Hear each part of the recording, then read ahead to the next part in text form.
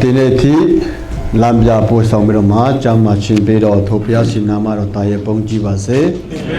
ကျွန်တော်အစဆုတောင်းရအောင်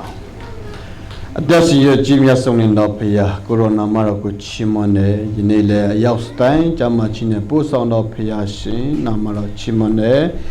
ယနေ့ကိုရနှုတ်ကပတ်တော်ကိုကျွန်တော်ဝင်ဟတက်တဲ့ခံဖို့ဖြစ်ပါတယ်ဘုရားသခင်တန်ရှင်တော်ဝင်တော်ဘုရားသည်ကျွန်တော်နှုတ်ဆက်ဖဆကအသုံးပြုလက်ဂျာနာတော်အရောက်တိုင်းအပေါ်၌လည်းမြေကောင်းနာကြတော်မျိုးစိတ်ကဲ့သို့ဖြစ်စေတော်မူပါယေရှုနာမနဲ့ဆုတောင်းပါတယ်ဖခင်သခင်အာမင်ဒီမှာတရားမဟောတရားတော့မဟောဘူးပါဘူးမရတာလဲကြာပြီပေါ့နော်ဒီဟာလည်းတတ်လာတော့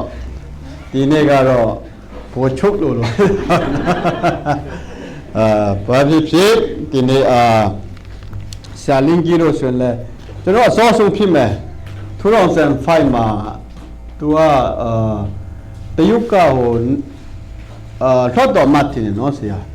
သူကနေလာအင်ပေးလို့သူအင်မှာလည်းခရစ်မတ်လို့2005မှာပဲကျွန်တော်တွေ့ဖို့တယ်အဲ့မှာလည်းဖရားမှုတော့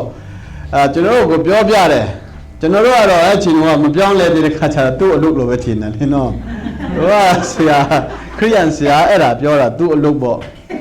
ငါတို့လည်းအရှိတော်ထိုနဲ့နဲ့ပါတော့ထည့်ဖို့ငါတို့အလုပ်ဖြစ်တယ်ဆိုမှသူမလာခင်မှာကျွန်တော်တို့အဲ့လိုတွေပြောကြတယ်ပြီးတော့ရှင်ရိုးဖောင်က哼တင်တယ်နော်ထန်း哼ထန်းနိုင်哼နဲ့ဟိုအခုကြောကြမှာနေတဲ့ပန်းနိုင်ရဲ့ကိုကသူတို့တော့ပြောင်းနေတဲ့လူတွေလေနော်သူတို့ကတော့ငါတို့အဲ့လိုမပြောနဲ့လို့ပြောကြတယ်ပြောချင်တာကအဲ့ဒီအထက်ကနေဘုရားရှင်ပို့ဆောင်လာတယ်ကျွန်တော်လည်း2000အိမ်မှာခရစ်တော်ကိုလက်ခံယုံကြည်ခွင့်ဒီမှာရခဲ့တယ်ဒီမှာဆရာနဲ့လည်းပြန်လဲတွေ့ဆုံတဲ့အခါမှာအထူးပဲကျေးဇူးတင်တယ်ဆရာလည်းကျွန်တော်တို့မင်းသားခွဲခြားတာတော့မဟုတ်ဘူးပေါ့နော်ကျွန်တော်တောင်ပိုင်းမှာဆိုတော့ဒီမြောက်ပိုင်းနေကြားမှာကျွန်တော်ချင်းကြားမှာတကယ်ဝန်ဆက်တဲ့ပုဂ္ဂိုလ်တစ်ပါးဖြစ်တယ်ဆိုတော့ကိုလည်းကျွန်တော်ပြောချင်တယ်ကျောင်းတော်ကတော့သူပြောတယ်လို့တပ်ပုံတွေ့ပြီးမှစီမှာဝင်ပြီးလို့ပြောကြတယ်လို့ဘာဖြစ်လို့ဆိုတော့ဝန်ဆက်မှုပေါ့နော်ဝန်ဆက်မှုဖြစ်တဲ့အခါမှာကျွန်တော်တောင်ပိုင်းအားလုံးရဲ့ speaker တစ်ခုလည်းဖြစ်တယ်ဆိုတဲ့ဟာကိုကျွန်တော်ဖော်ပြလို့တယ်ဒီနေ့ကတော့ကျွန်တော်တို့ဇော်တော်ကဆရာလဲဟောတယ်ပဲကျွန်တော်လည်းအနည်းငယ်ပဲဟောမယ်ကျွန်တော်တို့ဟောလဲအတင်းတော်နေနဲ့ဒီစကပ်ပြန်ပေါ့နော်ဆက်ဝေးတဲ့ဟာလဲကျွန်တော်တို့ဒီ distance အနေနဲ့အရှင်တိမပြေတဲ့အခါမှာနောက်ထပ်ပြန်စူးစမ်းဖို့ဖြစ်တယ်အဲ့တော့ကြောင့် youth တွေကတော့ဒီနေ့ translator မရှိဘူးဆိုတဲ့ဟာကိုကျွန်တော်ပြောချင်တယ်ဇော်တော်ကဆရာပြောတယ်လို့ကျွန်တော်ခရိယန်တွေဟာကိုဘယ်လိုကဲတင်ချင်းရတယ်ဆိုတော့မသိရင်လည်းမလွယ်ဘူးနော်ကျွန်တော်လည်းဆောင်းဆရာပြောတယ်လို့ပေါ့ကျွန်တော်ကဲတင်ချင်းရတဲ့ဟာလေဘယ်တော့မှအဟောင်းမဖြစ်ဘူးနော်ကျွန်တော်ပြောရင်ကြားရလို့စီမှာတော့အဲ့ဒါထဲဖြစ်နိုင်တယ်ဘာဖြစ်လို့လဲဆိုတော့ကျွန်တော်ခရိယန်လည်းဓမ္မကျမ်းစာမှာတချို့တို့ဒီမိခွက်ကိုပဲယူတယ်တဲ့ရှီကိုမယူဘူးလို့ဓမ္မကျမ်းစာပြောတယ်အဲ့ဒါကြောင့်ကျွန်တော်လည်းအတင်းတော်ကိုပဲယူတယ်ဆိုရင်ကြံခဲ့မှာသခင်ခရစ်တော်ကိုမိမိကနေပန်းစီဖြစ်ယူချက်ပြီးတော့မှအဲ့လိုတွေနဲ့ပေါင်းပြီးတော့မှကျွန်တော်ချီးမွမ်းကူးကြတဲ့နေရာပဲဖြစ်တယ်ကျွန်တော်တင်းတော်ငယ်လို့ဆိုတော့တက်တော့ရင်နည်းနည်းပဲကြံမှာဒုက္ခရောက်မှာအဲ့ဒါကြောင့်ကျွန်တော်တို့ရှီကိုလည်းယူမယ်မိခွက်ကိုလည်းယူမယ်ရှီကိုလည်းယူတဲ့ခရိယန်တွေဖြစ်ဖို့အတွက်အရေးကြီးတယ်ဆိုတဲ့ဟာကိုကျွန်တော်ပြောချင်တယ်ပြီးလို့ရှိရင်ဒီနေ့ကတော့ကျွန်တော်ဆောရမဆရာကတော့တာသမီတွေတော့ပြောတယ်ကျွန်တော်ကတော့မိပါတယ်တတိကနေကျွန်တော်နင်းငယ် sharing လုပ်မှာဖြစ်ပါတယ်ကျွန်တော်တာသမီတွေဟာဘုရားသခင်ကနေစာလံကိုကျွန်တော်ကြည့်တဲ့အခါမှာတာသမီရဘုရားသခင်ကနေအမွေပေးတဲ့ဥစ္စာဖြစ်တယ်ဆိုတဲ့ဟာကိုပြောထားတယ်အမွေဆိုတာကဆောက်ပေးလို့မရအောင်တကယ်အရေးကြီးတဲ့နောက်ဆုံးစီးစိမ်တွေဖြစ်တယ်ကျွန်တော်ထုံးစံရတယ်နော်အဲ့ဒါကြောင့်အမွေမှန်သလားကိုယ့်ရဲ့သားသမီးတွေကိုအမွေလို့ကျွန်တော်တို့ကထားသလားမိဘတွေကျွန်တော်ကိုယ်တိုင်ပေါ့စဉ်းစားဖို့လိုတယ်ကိုယ့်သားသမီးကိုအမွေလို့ဆက်ဆံသလားအမွေဆိုတာကကျွန်တော်တို့ ချင်းတော်မှာပမာဟောတော့ဆရာဦးမင်းတိုက်တော့ပို့တည်မယ်ကျွန်တော်တော့ပမာအမွေဘယ်လိုပေးတယ်မသိဘူးကျွန်တော်ချင်းတော်မှာဆိုတော့မွေးလာတော့မှကျွန်တော်အထွေးဆုံးကအမွေရတယ်နော်အဲ့တော့ကြောင့်အမွေဆိုတာကလေးနဲ့တဲ့ဟာကိုကျွန်တော်ဖော်ပြလို့ခြင်းဖြစ်တယ်ကျွန်တော်သားသမီးတွေဖခင်ခင်ကနေပေးတဲ့အမွေဥစ္စာဖြစ်တယ်ဆိုတာကိုကျွန်တော်အမွေကိုဆက်ဆံသလားအဲ့ဒါကျွန်တော်မိဘမှာအရေးကြီးတာအရေးကြီးဆုံးဖြစ်တယ်ကျွန်တော်မင်းတပ်ဒီ community အတွင်းမှာကျွန်တော်လူငယ်ကိုနဲ့စိတ်ဝင်စားတဲ့အပိုင်းရှိတယ်ကျွန်တော်လေ့လာတဲ့အခါမှာကျွန်တော်လည်းမထူးမခြားဘူးနော်သားသမီးဘယ်မှာရောက်နေတယ်လဲဘယ်ချင်းပါလုပ်တယ်လဲလည်းမသိကြဘူးကျွန်တော်ရဲ့တငယ်ချင်းကျွန်တော်Mercedesမှာလှုပ်တော့ကကျွန်တော်တငယ်ချင်းရဲ့မင်းမကအဲ့ဒီဟိုကလေးနဲ့မိပါတယ်ကိုတွေ့ဆုံစေတဲ့အလုပ်လုပ်တဲ့လူဖြစ်တယ်သူကလည်းပြောတယ်ပါရမစီဒီမှာတော့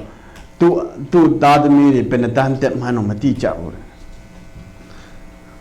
သူ့အဖေလှုပ်တာလားသူ့အမေလှုပ်တာလားလည်းမသိကြဘူးအဲ့လိုပြည့်စည်တဲ့ခါမှာဘာဘယ်လိုမှသူတို့ကိုပြန်ပြီးတော့မှကုသမယ်ဆေးမရှိဘူးကျွန်တော်လည်းဒီအခြေအနေအောက်မှာ USA မှာကျွန်တော်ရောက်လာကြတယ်ဒါနဲ့ကျွန်တော်တို့တပန်းတာကတော့ကျွန်တော်ဘုရားခင်ရဲ့တာသမီတွေဖြစ်တယ်ဆိုတော့ကျွန်တော်တို့ဘုရားခင်ပေးထားတဲ့အမွေဥစ္စာတွေဖြစ်တယ်ဆိုတဲ့ဟာကိုကျွန်တော်တို့တကယ်လို့အမွေဥစ္စာလို့ကျွန်တော်ဆက်ဆံတယ်လားဒါဟာကျွန်တော်ရဲ့တာဝန်ဝတ္တရားဖြစ်လာတယ်ကျွန်တော်ဒုတ်တန်ကျမ်းကိုကျွန်တော်ကြည့်တဲ့အခါမှာတဲ့ဒုတ်တန်ကျမ်းနည်းနဲ့6ဆေးကိုကြည့်တဲ့အခါမှာသူငယ်တော်ရလမ်းဝ၌ဆုံးမတော်တင်လို့ထို့တို့ပြုလင်သူသည်အိုသောအခါထိုလမ်းမှမလွယ်လဲသွားလိမ့်မည်ကျွန်တော်ဆုံးမတဲ့အခါမှာဘာဖြစ်တယ်လဲအိုဒီအထိခါပါတယ်ဟုတ်ကျွန်တော်တို့ဓမ္မကျမ်းစာကပြောထားတယ်ဒီမှာကျွန်တော်ရှိတဲ့ဒီမှာကျွန်တော်မှအစပေါ့အဖေအမေတွေဘယ်လောက်အထိကျွန်တော်တို့ဆုံးမထားတယ်လဲဒါသမီးတွေစကားမတူဘူးဆိုပြီးတော့မှကျွန်တော် accuse တာအများတယ်အမှန်ဆိုတော့ကျွန်တော်တို့ကပထမ generation မရှိတယ်စကားတူရမှာနော်ကိုသားသမီးတော်မဆုံးမနိုင်ဘူးဆိုတော့မလွယ်ဘူးနော်ကိုကမဆုံးမဘယ်သူဆုံးမမလဲလောကမှာ yes ခမ်းမှာပဲဆုံးမခံရမှာနော်ကျွန်တော်ကဆရာပြောတယ်ကျွန်တော်တို့ချင်းနေလဲ gangster မှာ member ဖြစ်နေဝင်တဲ့လူလည်းရှိတယ်လို့ပြောတယ်နော် drug ကျွန်တော်တို့ဒီပါလဲဆေးမွေးဆေးပါမှာကျင်လည်တဲ့လူလည်းရှိတယ်လို့ပြောတယ်ယနေ့ကျွန်တော်တို့ကိုမရှိဘူးလို့ကျွန်တော်တို့ပြောလို့ရတယ်လားကိုကမဆုံးမကျွန်တော်တို့အင်မာနေတဲ့အချိန်မှာဒါသမီးဆိုတော့မျက်စိနဲ့မြင်နေထိပဲကျွန်တော်တို့ထိန်းချုပ်လို့ရတယ်ထော်တော့ရင်ကျွန်တော်ထိန်းချုပ်လို့မရတော့ဘူးကျွန်တော်ဘယ်လိုထိန်းချုပ်လဲ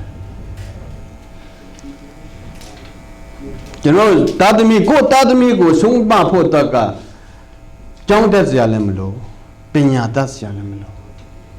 ဖယားခင်ကတင်းကို authority ပေးထားတာဖြစ်တယ်ဖယားခင်တင်းကိုညံစွမ်းပြီးမိဘဆိုတဲ့ဂုဏ်တိတ်ကနေ authority ပေးထားတာဖြစ်တယ်ကိုတာသမီးကိုဆုံးမနိုင်တော့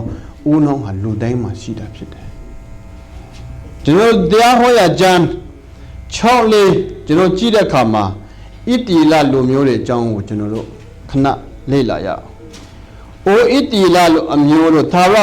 နားထောင်ကြလောငါတို့ဤဖယားသခင်သာရဖျားသည်တဆူတီးသောဖယားသခင်ဖြစ်တော်မူ၏တင်ဤဖယားသခင်သာရဖျားကိုစိတ်နှလုံးအကျွမ်းမဲ့အစွမ်းတတ်သည့်စိတ်မြတ်နဲ့ချစ်လော။ယနေ့ငါမှာထားသောစကားကိုနှလုံးသွင်းရမည်။ထိုစကားကိုတင်ဤသားသမီးတို့အားကြိုးစား၍တော်တင်ရမည်ကျွန်တော်တို့ကိုဘုရားသခင်ရဲ့စကားကိုဘယ်အထိကျင့်လဲတဲ့ကိုမှဘုရားပြောတဲ့အတိုင်းမနေဘဲနဲ့ကယ်တင်ခြင်းမရဘဲနဲ့သားသမီးကိုဘယ်လိုကယ်တင်ခြင်းကြောင့်ပြောမလဲဆိုတော့ဆရာပြောတယ်လို့ ကျွန်တော်လည်းကျွန်တော်ရဲ့သားကိုကျွန်တော်ဘာဖြစ်လို့ USA မှာအဖေကလာတာလဲတဲ့ကျွန်တော်ကိုမေးတယ်ကျွန်တော်တို့စီးရတဲ့အကြောင်းပေါ့နော်မြန်မာပြည်ရဲ့ကျွန်တော်စီးရတဲ့အကြောင်းကိုကျွန်တော်ပြောပြတယ်ကျွန်တော်တို့မှာရှိတဲ့ဟာလက်တွေ့မြင်တဲ့ဟာအိမ်မှာကျွန်တော်ဆူတောင်းတလားဘာလို့ဆူတောင်းတယ်လဲကျွန်တော်ဆူတောင်းမှာပဲဆူတောင်းပါလို့ပြောဘာလို့တောင်းရမလဲဆိုရင်ကျွန်တော်တို့ကအနဲ့အတိတ်ပဲဘာကြောင့်ဆူတောင်းရတယ်လဲဆိုတာနားလည်မှပဲပြောပြလို့ရမှာကျွန်တော်တို့အခုကျွန်တော်တို့ကဒီမှာအတင်းတော်က Sunday School Department ကလည်းသူတို့ရဲ့အချိန်ကိုနော်ကျောင်းတက်ပြီးမှရှင်းလာတာမဟုတ်ဘူးသူတို့ကြိုးစားပြီးမှကျွန်တော်ကလေးတွေထင်းရတာတင်ရတာကလွယ်ကူတဲ့အလုပ်မဟုတ်ဘူးဒီအတင်းတော်ကပေးဆက်ပြီးမှလှုပ်ဆောင်ပေးတာဖြစ်တယ်အားလုံးရဲ့တာသမီတွေကျောင်း Sunday School ဆရာမတွေကလည်းဘယ်သူမှကလေးထင်းချင်တဲ့လူမဟုတ်ဘူးဒီမှာအေးဆေးထိုင်ပြီးနားထောင်ချင်တဲ့လူကြီးပဲသူတို့ရဲ့ပေးဆက်မှုတွေဒီမှာကျွန်တော်တမန်ကျမ်းစာကိုဆရာကဖြစ်ဖြစ်စေနွေရာသီမှာတင်ပေးတယ်ဒါပေမဲ့ဘောလုံးနဲ့ဘောလုံးတွေပြောတယ်လို့ကျွန်တော်ကောရင်တို့ကိုကျွန်တော်ပြန်ကြည့်တဲ့အခါမှာဒီမှာကညှိုးစိတ်ဆိုင်ပေးတာကျွန်တော်လီလောင်းဖို့ဖြစ်တယ်ကိုကလည်းဘာမှမလုပ်ဆုလည်းမတောင်းကျမ်းစာလည်းမဖတ်ဖို့ဆို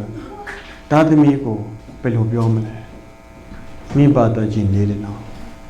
ကျွန်တော်မိဘတွေတာဝန်မကျင်ဒါသမီးတွေဟာဖယားကြောင့်ဘလောက်ပဲတာဝန်ကြည်ကြည်ဒီနေ့ကျန်လမ်းခီယောင်းလမ်းလွယ်လို့ရှိရင်ဖယားကြောင့်ကိုဖြစ်တင်ဖို့မဟုတ်ကျွန်တော်တောက်တာစာစာရဲ့စကားကိုကျွန်တော်တခွန်းပြန်ပြောမယ်တောက်တာစာစာကကလေးတာဖျားလို့ခေါ်လာတဲ့ဆရာကအကောင်းဆုံးတော့ဒေါက်တာပဲလို့ပြောတယ်ကျွန်တော်မဟုတ်ဘူးလို့အကောင်းဆုံးတော့ကလေးရဲ့ဒေါက်တာကမိခင်နဲ့ဖခင်ပဲဖြစ်တယ်မိခင်ဟာနံပါတ်1အကောင်းဆုံးဖြစ်တယ်ဖခင်ဟာနံပါတ်2ဖြစ်တယ်ဆေးရုံဟာနံပါတ်3ချင်းနေမှာပဲရှိတယ်ဘာဖြစ်လို့လဲဆိုတော့ကလေးနဲ့အမြဲတူရှိတာကမိခင်နဲ့ဖခင်ပဲဖြစ်တယ်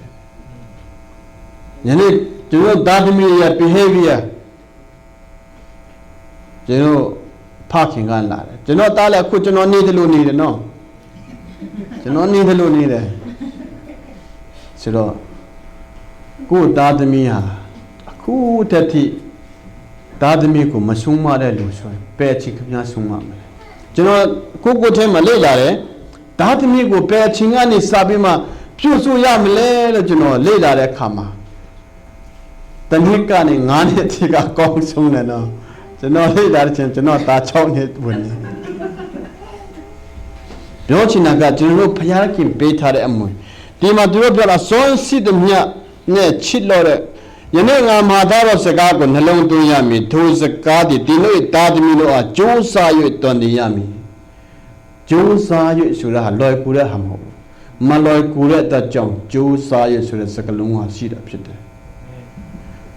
ပြီးတော့ရှင်အင်း၌ထိုင်လက်နေသည်ဖြစ်စေခရီးသွားသည်ဖြစ်စေဣလက်ထားလက်စီသည်ဖြစ်စေထိုစကားကို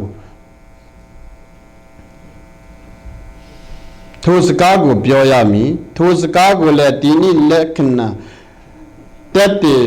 ဖို့ရ၎င်းတင်ဤမျက်စိကြားမှချင်းကျန်ကဲ့သို့၎င်းချထားရမည်အင်းတခါမြို့တခါတို့၌လည်းရေးထားရမယ်ပြောချင်တာကပါလဲဆိုတော့ကျွန်တော်တို့ကြည်မြတ်အောင်ဗောနော်ကလေးတွေကိုတင်ပေးရမယ်ညမှာအိတ်တိဖြစ်စေထားတိဖြစ်စေတွားတိဖြစ်စေဘာကိုဆိုတော့အခုကျွန်တော် conversation မှာစကားပြောရမယ်တာသမီးနဲ့စကားပြောရမယ်ကိုတာသမီးကလည်းဖုန်းဟိုဘက်ကြည့်အဖေမေကလည်းဖုန်းဒီဘက်ကြည့်ပိုက်စားတဲ့အချိန်မှာတခါလေဟင်းနေမရှိကိုကလေးကဟင်းသွားကြည့်တဲ့အချိန်မှာဟင်းမရှိအဖေကချက်တဲ့အချိန်မှာတာသမီးကလည်းမရှိတော့ဘူးပြင်ရောက်သွားပြီအဲ့ဒီလိုမနေရဘူးကျွန်တော်တို့ဖယားခင်ကနေပေးထားတဲ့ဟာကျွန်တော်ဘယ်လိုခရစ်တော်ကိုပြီးလက်ခံယုံကြည်တယ်လဲဘာကြောင့်ကျွန်တော်ကခရိယန်ဖြစ်ရတာလဲဒါသမီးကိုရှင်းပြရမယ် Why you choose for Christian?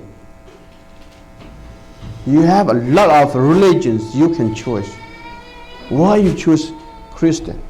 ကျွန်တော်အဲ့ဒါကိုတကယ်တမ်းယုံကြည်လက်ခံဘုရားခင်အသက်ရှင်နေဆိုရင်ခမည်းအသက်ရှင်တဲ့ဟာတွေကိုသူများမပြောချင်မှာခမည်းတာသမီးရှင်မှာအဲ့ဒါတက်တည်ခံရမယ်။မြတ်ပြောပြရမယ်။ကျွန်တော်မိဘရဲ့တာဝန်ဖြစ်တယ်။ပြီးလို့ရှိရင်ဆူတောင်းခြင်းဘာကြောင့်ဆူတော့ဘာလို့ဆူမတောင်းတာလဲကျွန်တော်တားဆိုတော့ကျွန်တော်တို့အခုဆူတောင်းတာသူကပြင်းပြမှာအိတ်တယ်ဆိုရင်အေးပြမှာသူစိတ်မပြောချင်တယ်အဖေငါဆူတောင်းမယ်အမေငါဆူတောင်းမယ်ဆိုထားလာပြီးဆူတောင်းတယ်ဒါမဲ့ဆူတောင်းတဲ့အချိန်မှာဘာကြောင့်လဲမသိဘူးသူကအစ္စရေးနိုင်ငံရဲ့အမေရိကန်ရဲ့ဆော့ကိုရီးယားရဲ့အဲ့ဒါအရင်ကတည်းကဆူတောင်းပေးတယ်ဒါမဲ့မြန်မာပြည်ကတော့အဲ့လိုဖြစ်လာတဲ့ခါမှာအခုထည့်ပြီးဆူတောင်းတယ်သူ့ကိုမဲတော့ဘာဖြစ်လို့အစ္စရေးကိုဆူတောင်းပေးတာလဲလို့မဲတော့ဖယားကချိုးစင်ဖယားလူမျိုးဖြစ်တယ်တဲ့အမေရိကန်ကအစ္စရေးကို support တယ်တဲ့ကိုရီးယားကိုဘာလို့ဆူတောင်းပေးလဲဆိုတော့ကိုရီးယားက Jesus ကို support တယ်တဲ့သူအဲ့လိုပြောတယ်ပြောချင်တာကကျွန်တော်တို့ဆူတောင်းတဲ့ခါမှာလဲတာသမီကိုဆူတောင်းခြင်းဘာလို့ကျွန်တော်ဆူတောင်းရတယ်လဲတည်တယ်လားငါသားတည်တယ်လားငါသမီးတည်တယ်လား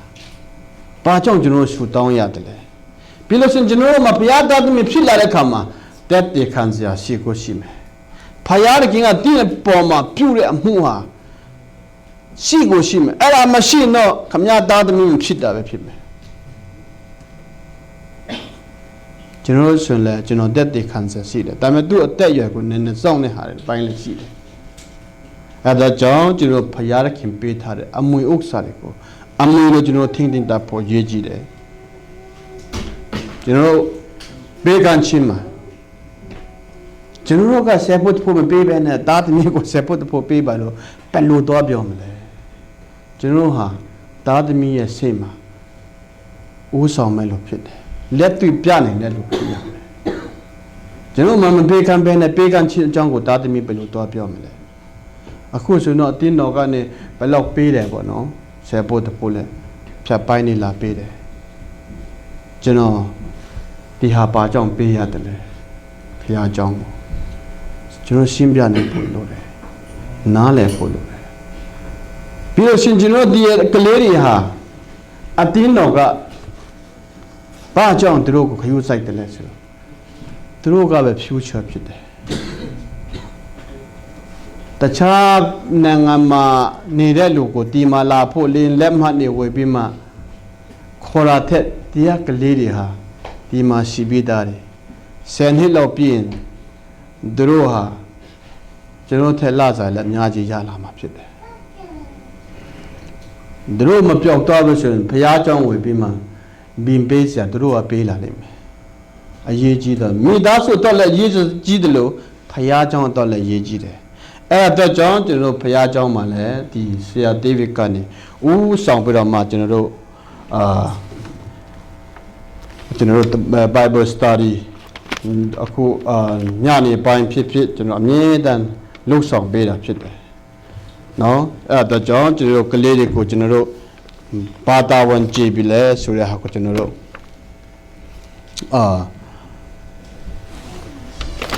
ဒီပို့လို့ပြီးလို့ဆိုရင်ကျွန်တော်နောက်ဆုံးအပိုက်အနေနဲ့ကျွန်တော်တို့ APEC 65ကိုကျွန်တော်ကြည့်ရအောင်ဒါသမီတို့ဖယားတခင်ဖယားရဲ့အလိုတော်နဲ့အညီမိဘစကားကိုနားထောင်ကြလောမိဘစကားနားထောင်ခြင်းအမှုတည်တဲ့တရားတော်အမှုဖြစ်၏မိဘကိုယိုသေးစွာပြုလို့ဤပညာတော်တကားတင်းဒီပြည်တော်၌ကောင်းစား၍အတက်တာစီမီကြောင်းဟို၍ဂတိတော်နဲ့ဆိုင်တော်ပထမပညာဖြစ်၏ဆိုတော့ဒီမှာချက်တစ်ခုကျွန်တော်ပြောချင်တာကဖယားသားသမီးတို့တခင်ဖယားရဲ့အလိုတော်နဲ့အညီမိဘစကားကိုနားထောင်ကြလောကိုကမပြောနားထောင်စရာရှိသလားမရှိနိုင်ဘူးမိဘကသားသမီးကိုမဆုံးမနားထောင်စရာရှိလားမရှိဘူးမိဘကသားသမီးကိုမတော်တင်သားသမီးကမလင်မာတာအဖြစ်ရှိလားမရှိဘူးမိဘကစကား စကားပြောကျွန်တော်မပြောရင်ဒီမှာနားကြားထောင်ကြားမယ်လို့မရှိဘူးမိဘကပြောမှာနားထောင်ကြလောလို့ပြောတဲ့အခါမှာနားထောင်ဖွင့်တဲ့ကတော့ပြောမယ်လို့လို့တယ်အဲ့ပြောမယ်လို့ကမိဘဖြစ်တယ်ကျွန်တော်မိဘတွေကတာသမီတွေကိုဆုံးမတော်တင်တယ်လားလမ်းမှရောက်အောင်ဆုံးမတယ်လားအဲ့ဒါကျွန်တော်ဆုံးမခြင်းကပါလဲကြီးမားတဲ့ benefit ဖြစ်တယ်ကျွန်တော်ဆက်ဖတ်တဲ့အခါမှာနားသမီးပါစကားကိုနားထောင်ခြင်းမှုတည်တရားတော်မှုဖြစ်တယ်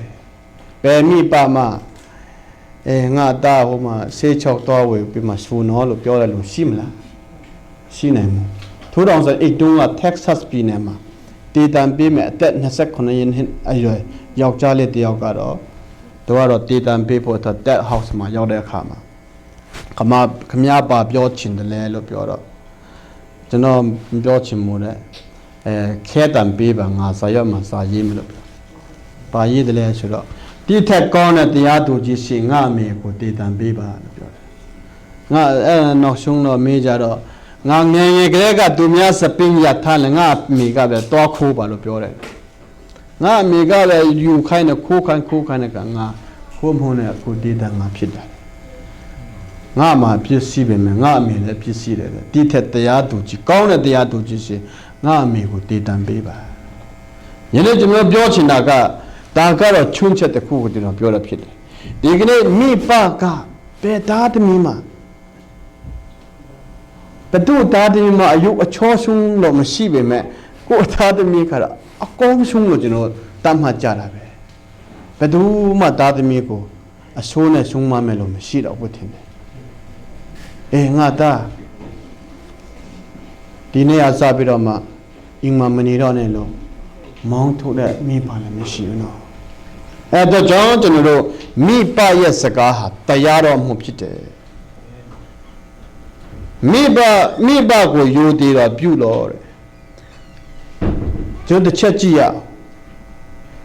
ကျွန်တော်သားကို impression ပြတာနဲ့ငါပါဖြစ်တယ်လဲဆိုတော့သူနားလဲတယ်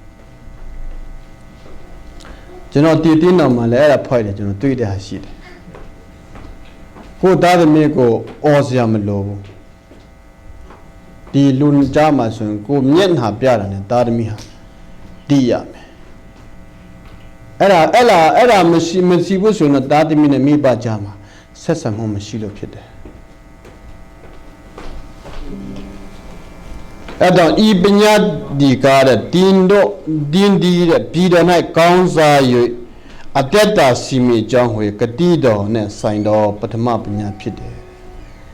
အဲ့လိုမိဘစကားနားထောင်တဲ့လူတွေကပြည်တော်မှာကောင်းစားဖို့ဖြစ်တယ်အာမင်ကျွန်တော်တို့ကဒီမှာရှိတဲ့လူတွေပထမဝတ်စုရဲစီရောက်လာတဲ့ကြောင်းကိုယ်ကလေးကိုအမွေပေးမဲ့လူစားပါမယ်လို့ကျွန်တော်မြင်တယ်ကျွန်တော်ထောက်စီရတယ်မြန်မာပြည်မှာလည်းရှိတယ်ဒီမှာလည်းကိုယ်အင်းဘင်းနဲ့ပါနဲ့အလုပ်ဆုံးနေတဲ့အခါမှာ paycheck to paycheck နဲ့နေထိုင်တဲ့လူပဲများတယ်ဒါမဲ့ငွေဘလောက်ပဲထားခဲ့အဲ့သားသမီးမတုံးတတ်ရင်လည်းပေးရဖြစ်တယ်အဲ့ဒါတော့ကြောင့်ကျွန်တော်ရဲ့အမွေကတော့ကျွန်တော်ကောင်းမွန်စွာသားသမီးတွေကိုဆုံးမတော်တင်ဖို့ဖြစ်တယ်အဲ့သားသမီးတွေဟာအဲ့ဒါဆုံးမတော်တင်ခြင်းကိုဘယ်အချိန်ထိလို့ပြောလဲတုတ်တန်ကြမှာသူတို့ OT အထိမလွဲပဲသူတို့ဟာလက်ဆော့မယ်မလွဲပဲလက်ဆော့တဲ့ခါမှာသူတို့ဟာလောကမှာကြည့်တဲ့ခါမှာအကျင့်စာရတကောင်းတဲ့လူတွေဖြစ်လာမှာဖြစ်တယ်အဲ့ဒါတော့ကြောင့်သူတို့ဟာပြည်တော်မှာကောင်းစားသောသားသမီးတွေဖြစ်လာမှာဖြစ်တယ်နံပါတ်1ကကျွန်တော်ဆုံးမတော်နေဖို့လိုတယ်ကိုသားသမီးကိုအယုလိုပဲထားပဲအင်မှာပဲသမီးနဲ့ကြွေးတယ်ဒီတိုင်းမထားတယ်ကျွန်တော်အဲ့ဒါဟာမိဘမပြီးတာဘူးကျွန်တော်ဆုံးမတင်တာဆုံးမမယ်တောင်းတင်တာစိတ်နာအောင်သားသမီးကိုလည်းမလုပ်ရဘူးကျွန်တော်မှတောင်းတင်ဆုံးရမရမယ်ဟိုကဆုံးမတဲ့အချက်ကိုအတိပယ်ကိုလည်းရှင်းပြနေရမယ်ငါဒီဟာမကြိုက်တာပါကြောင်းလဲဆိုတော့ဟိုတခါစမန်ထန်ပြောတယ်သူ့ကလေးကဖုန်းထဲကြည့်တဲ့အခါမှာဖုန်းကို break down လုပ်တယ်ဘာကြောင့်သူဖုန်းဒီဟာကိုမကြိုက်လို့ break down လုပ်တာလဲငါနေတာငါတမီနေတာဒီလိုနေလို့ရှင်တိတက်ကောင်းတဲ့ဟာလည်းငါဝယ်ပေးလို့ရတယ်ဘာကြောင့်ခင်ဗျားစိတ်ဆိုးရဆိုတော့ဒါတမီကနားလည်ဖို့လိုတယ် အဲ့တော့ကြောင့်ယနေ့ကျွန်တော်ပြောချင်တာကပါလဲဆိုတော့ဖယားခင်ပေးထားတဲ့အမွေဥစ္စာတွေကျွန်တော်တို့အမွေလို့တကယ်တမ်းဆက်ဆံတယ်လားကိုမေခွန်မေဖို့ဖြစ်မယ်ပြီးလို့ရှိရင်ဒုတိယကတော့ကျွန်တော်တို့ဆုံးမတွန်တင်တယ်လားဒါသမီးတွေကိုကျွန်တော်ခရစ်တော်ဝိညာဉ်ရေးရပိုင်းမှာကျွန်တော်ကြည့်တဲ့အခါမှာသူ့အပေါ်မှာခမရတက်တည်ခံတယ်လားခမရရဲ့ယုံကြည်ခြင်းဟာပါလဲသူ့ကိုပြောပြတယ်လားခမရပါကြောင့်ဖျားကြောင့်တွားရတယ်လဲသူ့ကိုပြောပြတယ်လားခမရပါကြောင့်တချင်းဆိုရတယ်လားချီးမွမ်းရတယ်လားသူ့ကိုပြောပြတယ်လားခမပြကြောင့်ဆုတောင်းရတယ်လေခမရပြောပြတယ်လားခမရပါကြောင့်ကျမ်းစာဖတ်ရတယ်လေခမရပြောပြတယ်လားခမရပါကြောင့်ဒေသနာနားထောင်ရတယ်လေခမရပြောပြတယ်လားကျွန်တော်တို့ပြောပြဖို့လို့ကျွန်တော်မှအစကျွန်တော်ပြောပြလို့ပြောတာမဟုတ်ကျွန်တော်မှအစကျွန်တော်ပြောပြဖို့လို့ဒီဟာကိုသူကနားထောင်လာတဲ့ခါမှာဘာဖြစ်တယ်လဲဆိုတော့တရားတဲ့အမှုတွေဖြစ်လာတဲ့ခါမှာပြီးတော့မှကောင်းစားဖို့ဖြစ်တယ်ကျွန်တော်ဆုံးသွားတော့မှဘာလဲသူ့စိတ်ထဲမှာဒီအကုန်လုံးကြံတဲ့အခါမှာသူ့ဘဝဟာဘုရားခင်နဲ့သူအသက်ရှင်တဲ့ဒါသမီးတွေဖြစ်မယ်လို့ကျွန်တော်ဒီကနေ့ပြောချင်တယ်အဲ့တော့ကြောင့်ယနေ့ကျွန်တော်တရားတော့ဘယ်လိုပြောမလဲတရားဟောဆရာမဖြစ်တဲ့တော့ကြောင့်တရားတော်မဟောတတ်ပေမဲ့ဒီအရာတွေဟာကျွန်တော်ရဲ့အမြင်မှာအရေးကြီးတာဖြစ်တယ်ကျွန်တော်တို့အတင်းတော်ကလေးတစ်ခုခုဖြစ်လာအဲ့ဒါပဲအတင်းတော်လဲပဲအတင်းတော်ကဒါသမီးလဲလာမယ်ဒါပေမဲ့အတင်းတော်ကတော့ကျွန်တော်တို့အတတ်နေဆုံးဆရာကလည်းတပတ်မှာ3-4ရက်အချိန်ပေးပြီးတော့မှဒါသမီးတွေကိုတွန်တင်ပေးနေတယ်အဲ့ဒါကြောင့်အတင်းတော်မှာတာဝန်ချင်မိပကတာဝန်ပြန်ကြည့်ဖို့လိုတယ်ဆိုတဲ့ဟာကိုကျွန်တော်အနည်းငယ် sharing လုပ်ပါတယ်အားလုံးပေါ်ဘုရားသခင်ကောင်းချီးပေးပါစေ